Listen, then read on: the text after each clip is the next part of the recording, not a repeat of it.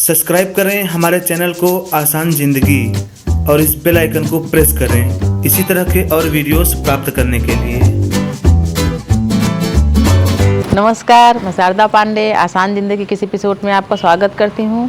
जैसा कि पितर पक्ष चल रहा है, इसके भी पहले जो पुराने वीडियो हैं उसमें काफ़ी विस्तार से पितर पक्ष के बारे में, गया के बारे में कि गया कैसे जाया जाता है, गया जाने के बाद पितरों की पूजा क्यों नहीं करनी चाहिए, क्योंकि उनको मोक्ष मिल जाता है गया जाने के बाद, गया कहाँ कहाँ जाना चाहिए, ये सब वीडियो दिया गया है। पिशाच पूजा होती है उसके लिए भी बताई हूँ। जो आकस्मिक जिनकी मृत्यु हुई रहती है वो कहाँ पूजा करें, ये सभी आसान ज़िंदगी में डले हुए हैं।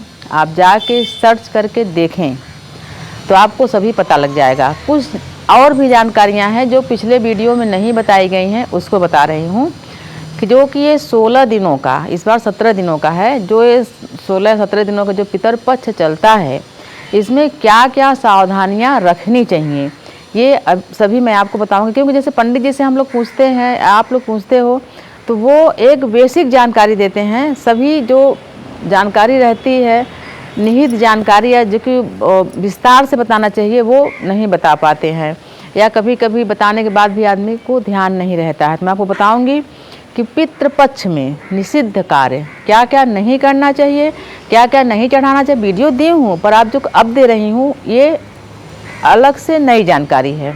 सबसे पहले पितृपक्ष में जो पितृ पूजा करता है, यानी कि जिनके यहाँ पितर मनाए जाते हैं, उनको क्या क्या करना चाहिए और क्या क्या नहीं करना चाहिए निषिद्ध कार्य को। सबसे पहले पत्नी संग नहीं करना चाहिए, यानी पत्नी के साथ नहीं रहना चाहिए। ब्रह्मचर्य का पालन करना चाहिए।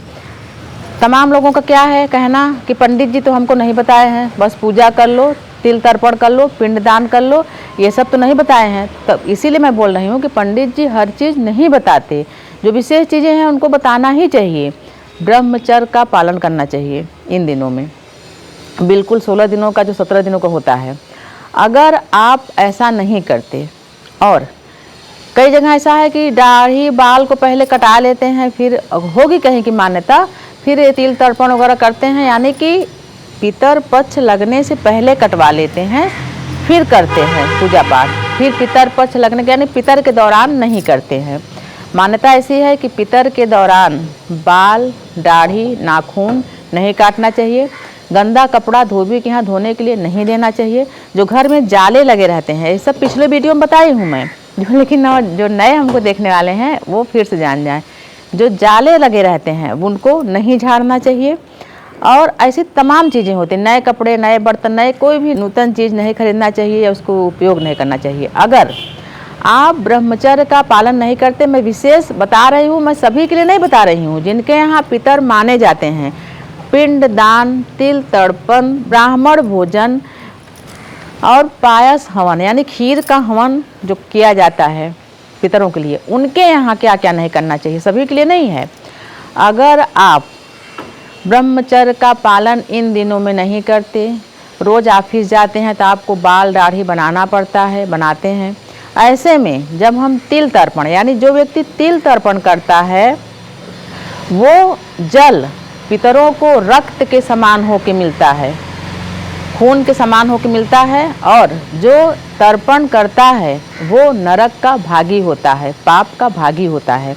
इससे अच्छा ना करो। अगर आप ये सब विधियों को नहीं अपना सकते तो ना करो, तो कम से कम पाप के भागी नहीं बनोगे, नरक के भागी नहीं बनोगे। अगर आप संकल्प लेकर किसी चीज़ को अनदेखा करते हो, हमें तो नहीं कर सकते, तब आप पाप के भागी बनते हो। जैसे तमाम लोग बोलते हैं कि इन त्योहारों में ये लिखा है कि तीज वगैरह में कि पानी न पिए, न खाए, न, तो वो उनके लिए है जो संकल्प लेने के बाद करते हैं, उनके लिए नहीं है। जो संकल्प ही नहीं लिए हैं कि हम भाई हम अशक्त हैं, हम नहीं कर सकते पूजा पाठ, है उनके लिए नहीं है। जो संकल्प लेने के बाद ये सब चीज़ें निषिद्ध कार्य करते हैं, उनके लिए दंड का प्रावधान बना हुआ है शास्त्रों में, तो मैं आपको बता रही हूँ। उसी तरीके से पितर पक्ष में गाय का दूध, गाय का घृत, गाय की दही, गाय का मूत्र, गाय का गोबर, ये सभी पंचगव्य भी काम में लाए जाते हैं। लेकिन आपको ध्यान रहे, कभी कभी क्या है, घर में ही गैया रहती है या जहाँ से हम दूध लेते हैं वहाँ गैया रहती है, तो 12 दिन, जैसे गाय जब बच्चा देती है उसके 12 दिन के बाद ही गौ माता का जो दूध होता है वो ये पितर में या देवताओं के लिए उपयोग किया जाता है, इसके पहले नहीं। जैसे हमारे सासू माँ लोग हैं, हमारे पिताजी लोग जो गुरु मंत्र लेकर जाप वगैरह करते हैं, वो भी 12 दिनों को जो गाय का दूध को उबालो, शुरू में तो फट जाता है, खुजड़ी की तरह होता है, उसको खाते हैं, वो सब चीज़ें नहीं खाते हैं, बच्चे लोग खाते हैं। तो 12 दिन के गाय का दूध हो जाए उसके बाद ही उपयोग में लाना चाहिए। मैं आपको बता रही हूँ कि क्या करना चाहिए, क्या नहीं करना चाहिए। पितर पक्ष में विशेषकर ब्रह्मचर्य का पालन अवश्य करें। और जिस ब्राह्मण को आप भोजन करा रहे हैं उस ब्राह्मण को भी ये पता रहता है, जैसे कि 13वीं में भी ऐसे बच्चे लोग खाना खाने जाते तो पहले दादी लोग बताती थी कि शाम को जाना खाना खाने के बाद, वहाँ खाना खाने के बाद घर में खाना नहीं खाना है। वैसे ही श्राद्ध में भी यही नियम है कि जो पंडित जी, जो ब्राह्मण आपके यहाँ भोजन करने आए, वो दोबारा भोजन यानी उसी दिन दोबारा भोजन अपने यहाँ या किसी के यहाँ नहीं करना चाहिए, एक बार ही भोजन करना चाहिए। तो मैं आपको बता रही हूँ, तो पंडित जी को भी समझा लें, इसीलिए कि दोपहर के बाद ही भोजन होता है, करते कुराते 2 बज जाता है, तो वैसे भी छोटा दिन होता है, दोबारा भूख लगती नहीं है, पानी पी सकते हैं, दोबारा भोजन नहीं करना चाहिए। अब मैं आपको बता रही हूँ कि पितर पक्ष में, वैसे तो बताई हूँ, आप सारे वीडियो सर्च करके देखें, थोड़ी बहुत जो जानकारियाँ हैं उनको आपको मैं दे रही हूँ कि क्या करना चाहिए क्या नहीं करना चाहिए। जो पितर पक्ष में पूजा करते हैं उनको बहुत सारे नियमों का पालन भी करना पड़ता है। जैसे कि जिस दिन यानी कि जिस दिन विशेष पूजा होती है तिथि में या पितृमोक्ष अमावस्या में, उस दिन दातून वगैरह भी नहीं किया जाता, उस दिन उपवास नहीं किया जाता, दवाइयाँ वगैरह भी नहीं लेते। लेकिन ऐसा मैं नहीं कहूँगी, जो बीमार हैं उनको दवाइयाँ लेनी चाहिए, पर दवाइयाँ क्यों मना किया गया है कि जब तक पूजा न हो जाए, पिंडदान या तिल तर्पण न हो जाए, ब्राह्मण भोजन न हो जाए, तब तक उस व्यक्ति को भोजन नहीं करना है। पानी वगैरह पी सकते हैं, जैसे बहुत ज़रूरी है, किसी किसी को चाय का आदी है तो चाय भी ले सकते हैं, लेकिन नशा पत्ती इस दिन नहीं करना चाहिए। तो औषधि इसलिए मना है कि जब भोजन ही नहीं करेंगे आधे दिन के बाद, तो खाली पेट जो औषधि आपको लेना है ले सकते हैं। मैं आपको ये नहीं मना करूँगी आप औषधि ना लेके बीमार पड़ें। भोजन यानी कि उपवास नहीं करना है। मान लीजिए उसी दिन कोई आपका उपवास है तो उपवास उस दिन नहीं करना है। जो ब्राह्मण को आप भोजन कराते हैं या पितर को भोग लगाते हैं, गाय कौवा कुत्ता को देते हैं, वही भोजन आपको भी करना है जो श्राद्ध करते हैं। उसके बाद आप औषधि भी ले सकते हैं। और तिल का तेल उपयोग तो करते ही हैं। सरसों के तेल से जो व्यक्ति पिंडदान वगैरह करते हैं, सरसों के तेल से मालिश वगैरह नहीं कराना चाहिए। पहले भी मना करी हूँ, बाल में नहीं लगाना चाहिए, बिल्कुल भी किसी भी तेल से मालिश उस दिन नहीं कराना चाहिए। मैं आपको बता रही हूँ कि क्या करना चाहिए क्या नहीं करना चाहिए। कभी कभी क्या है कि कोई नहीं फूल मिला तो लाल ही फूल चढ़ा देते हैं, तो लाल फूल नहीं चढ़ाना चाहिए। हमेशा ही सफ़ेद फूल और सफ़ेद वस्त्र पहन के, पितृ पूजा जब होती है तो सफ़ेद ही वस्त्र पहन के, और जनेऊ कई प्रकार की आती हैं। एक आती है वो जो शिव जी की पूजा करते हैं तो केसरिया रंगी हुई आती है, उसको पहनते हैं। कोई पीले रंग की जो हल्दी में रंग के, या तो आजकल पीला रंग आता है रंगा हुआ रहता है, वो पहनते हैं। लेकिन पितृपक्ष की पूजा में सफ़ेद जनेऊ पहनना चाहिए, जो कि दाहिने कंधे पर रखना चाहिए। मैं आपको बता रही हूँ कि पितृपक्ष में आप क्या करें क्या ना करें, क्या ऐसा कार्य करें जिससे आप पाप के भागी न बने। और कुछ ऐसी चीज़ें हैं जो कि पूजा में उपयोग करनी चाहिए, और कुछ ऐसी चीज़ें हैं जो कि पूजा में उपयोग नहीं करनी चाहिए, उसको भी मैं आपको बताऊंगी। आप इसको पेन कागज़ लेकर नोट करके रखें, क्योंकि जब आप YouTube देखते हैं चैनल, तो क्या है आप देखें फिर एक तरफ से आया एक तरफ से निकल गया। किसी चीज़ को जब लिख के रखें और बार बार उसको पढ़ें, आप भी या आपके घर में जो भी ये सब कर्म कांड करता है या कराता है तो उसको याद रहता है। वो क्या है मनोरंजन के तौर पर देखे, इधर देखे उधर भूल गए, फिर और कोई वीडियो देखे फिर भूल गए, नहीं, आप इसको लिख के रखें डायरी में। जो मनुष्य अपने घर में श्राद्ध करता है, उसे मैं कई त्योहारों में बताई हूँ, अमावस्या हुआ, पूर्णिमा हुआ, संक्रांति हुआ, कई पर्व में बताई हूँ कि दूसरे के यहाँ जब हम खुद दान करते हैं तो दूसरे के यहाँ जाके दान की वस्तुएं ग्रहण नहीं करना चाहिए। तो जब जो श्राद्ध करता है, अपने जैसे श्राद्ध किए, ब्राह्मण भोजन कराए, पड़ोस में किसी के यहाँ श्राद्ध है तो बोले यार हमारे यहाँ आना, खाना खा लेना, तो बहुत संकोच के मारा उनके यहाँ जाके वो खाना खा लेते हैं। श्राद्धकर्ता को अपने यहाँ पिंडदान वगैरह करें, ब्राह्मण भोजन कराएं, तो कहीं भी पड़ोस में या किसी के घर में जाके भोजन ग्रहण नहीं करना चाहिए। या बाहर भी, जैसे कि घर में ठीक से खाना नहीं बना, श्राद्ध का खाना, बीमारों का खाना बना था तो पेट नहीं भरा, चलो होटल में खाते हैं, तो कम से कम उस दिन, जिस दिन ब्राह्मण भोजन हुआ रहे, उस दिन न तो किसी के घर में जाके भोजन करें और न ही बाहर जाके भोजन करें। जो भोजन आपके यहाँ बना है वही भोजन ग्रहण करें। कभी कभी क्या होता है, जैसे कि कल ब्राह्मण भोज कराना है, तो घर की महिलाएं क्या करती हैं कि भाई ऐसा कुछ जो पकवान है वो पहले एक दिन पहले से ही बना लें, उस दिन बहुत भीड़ हो जाती है। तो ऐसा कभी न करें। कोई भी पकवान जो कि श्राद्ध में ब्राह्मण को खिलाना है वो एक दिन पहले नहीं होना चाहिए। श्राद्ध का पकवान उसी दिन बनना चाहिए। इसीलिए कहा जाता है कि सूर्योदय से पहले उठ के स्नान करके स्वच्छ वस्त्र पहन के सिर को ढक के तभी पूजा पाठ या श्राद्ध का भोजन बनाना चाहिए। ये आदर प्रकट करता है उन देवताओं के लिए, उन पितरों के लिए कि हम आपके लिए भोजन कितने सम्मान से बना रहे हैं। भोजन बनाते समय ज़्यादा बक बक बक बक नहीं करना चाहिए। मुंह से थूक या लार कुछ भी निकल के खाना में पड़ सकता है। इसीलिए हमारे दादी लोग, बब्बा लोग बोलते थे कि सिर को ढक के बनाओ, तो ऐसे कि कढ़ाई में जो तेल वगैरह डालते थे तो कम लगेगा। मैं बोली ये कौन सा गणित है कि सिर को ढक के बनाओ तो कम लगेगा तेल। तो ऐसे नहीं, तो ऐसे बोलते थे सिर को ढक के, यानी जैसे कि आप बड़े बड़े होटलों में जाओ, कहीं भी जाओ, अस्पतालों में, तो लोग सिर ढके रहते हैं कि बाल जो गिरता है गिर न जाए। अत्यधिक बोलना न चाहिए। जैसे मान लो आप रसोई में काम कर रहे हो, ज़रूरत पड़ा तो बोल दो ना, कि पूरा वार्तालाप रसोई में ही मत करो। मौन होकर भोजन बनाना चाहिए, मौन होकर भोजन परोसना चाहिए। उसी प्रकार से जब भोजन बन जाए तो भोजन को, जैसे जहाँ ब्राह्मण बैठे हुए हैं, एक हाथ से पकड़ के नहीं लाना चाहिए, दोनों हाथों से पात्र को पकड़ के लाना चाहिए। भोजन को दोनों हाथों से परोसना चाहिए। आप बोलो कि दोनों हाथों से कैसे परोसा जाए? दोनों हाथों से यानी जब हम हवन करते हैं तो क्या ऐसे दोनों हाथों से थोड़ी डालते हैं, ऐसे कर लेते हैं तो दोनों हाथ माना जाता है। तो ऐसे करछी है या चम्मच है, आप खीर या सब्जी या कुछ भी निकाले तो ऐसे पकड़ के फिर ऐसे, तो दोनों हाथ माना जाता है। अगर आप एक हाथ से भोजन रसोई से जहाँ ब्राह्मण भोजन कर रहे हैं वहाँ तक लाए और एक हाथ से भोजन परोसे, तो वो भोजन बीच में ही राक्षस छीन लेते हैं या राक्षसों को मिल जाता है, पितरों को नहीं मिलता या पितर उसे ग्रहण नहीं कर सकते। तो इन चीज़ों का भी ध्यान रखना चाहिए। ये चीज़ें हो सकता है मैं पहले नहीं बताई हूँ, कहे कि बहुत सारे वीडियो दी हूँ। तो दो एक बार मैं ऐसे दो हाथ से बताई तो बोले कि ऐसे दो हाथ से थोड़ी परोसा जाता है। दो हाथ का नियम होता है, आप देखोगे हवन के लिए ऐसे पकड़ के। कभी कभी क्या है कि पति का हाथ पत्नी पकड़ लेती है तो वो भी माना जाता है कि पति और पत्नी दोनों डाल रहे हैं, जबकि सिर्फ पति डालता है हवन या कोई भी चीज़। तो इन चीज़ों का विशेष ध्यान दें, तभी आपका जो पूजा होता है, चाहे वो देव पूजा हो चाहे वो पितर पूजा हो, उनको मिलता भी है और उसका फल होता है शुभ, वो आपको भी मिलता है।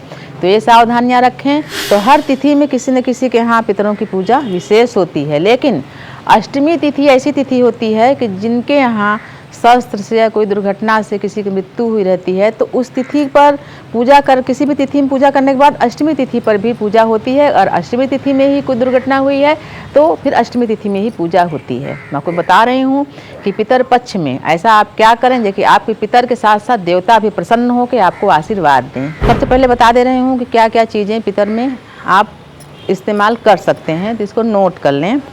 तो जैसे कि श्रीखंड, ये भी भोग में इस्तेमाल कर सकते हैं। खस, गोपी चंदन, गोपी चंदन ऐसे दूधिया की तरह रहता है, लंबा लंबा से, आप पूजा स्टॉल में मांगेंगे तो मिल जाएगा। उसी चंदन से तिलक करके पितरों की पूजा होती है। पूजा करने वाला व्यक्ति भी वही चंदन लगाता है, इसको गोपी चंदन बोला जाता है। गोपी चंदन का उपयोग करेंगे। सफ़ेद वस्त्र पहन के पूजा करें। सफ़ेद ऊनी वस्त्र का आसन पंडित जी को भी दें, खुद रखें, आसन पर बैठ के पूजा करें।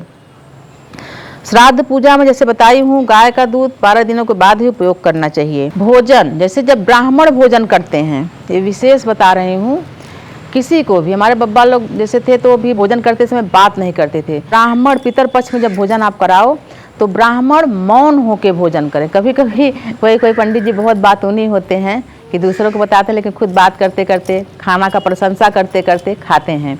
मौन होकर जब तक भोजन करते हैं वही भोजन पितरों को मिलता है। और भोजन का प्रशंसा बार बार करके भोजन खाने से भी पितरों को नहीं मिलता है, तो ऐसा न करें। जब भोजन शुरू करें 3 बार आचमन करके प्रणाम करके पंडित जी भोजन शुरू करते हैं, तो मौन होके और बिना भोजन का प्रशंसा किए ही भोजन करें, तभी पितरों को मिलेगा। ये सब विशेष जानकारी मैं आपको दे रही हूँ। सामान क्या क्या लगेगा वो भी बता रही हूँ, आप नोट कर लो क्या क्या नहीं चाहिए।